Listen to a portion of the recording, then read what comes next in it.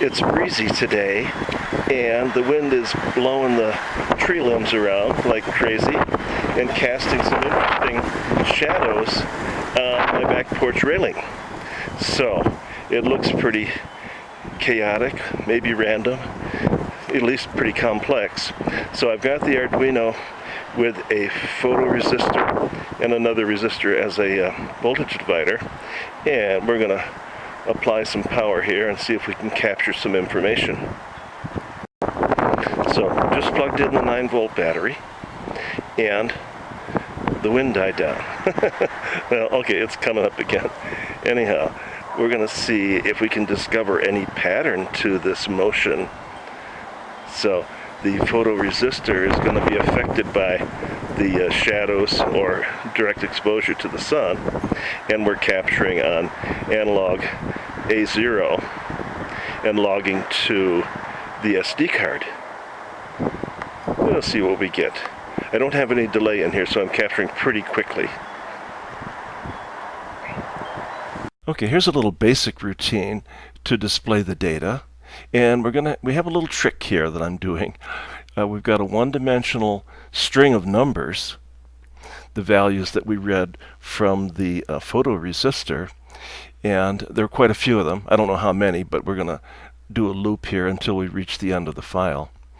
But how we're going to display these is in the XY plane. We're going to take the first number as X and the second number is Y. Then we're going to take the second number as the new X and the third number is Y, and so forth. So it's a simple way of displaying a one-dimensional data set in 2 dimensions. So here's what the thing is all about. Screen 12 is 640 by 480 in resolution. We're going to open this file. Here's the datalog.txt. This is the path to it, and we're going to open it as input number 1. Then we're going to input 1, X. So that's the first X value. Then we start the do loop, input from number 1, Y. So that's the Y value, the next Y value as we go through the loop. And then pset means light up a pixel set, XY. So we're going to light up a pixel there.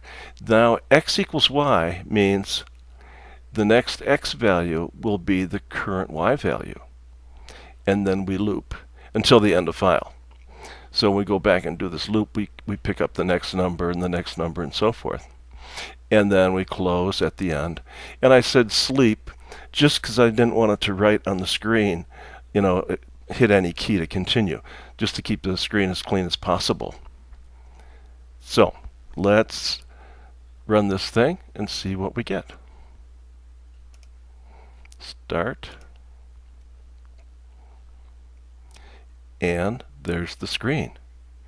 Now hopefully this shows up properly in the area that I selected to record. But obviously there is a pattern here, quite a distinct pattern. This looks like a box because the light amplitude or intensity never got beyond a certain place. And this business here, probably when the wind stopped blowing, we stopped getting changes in the values.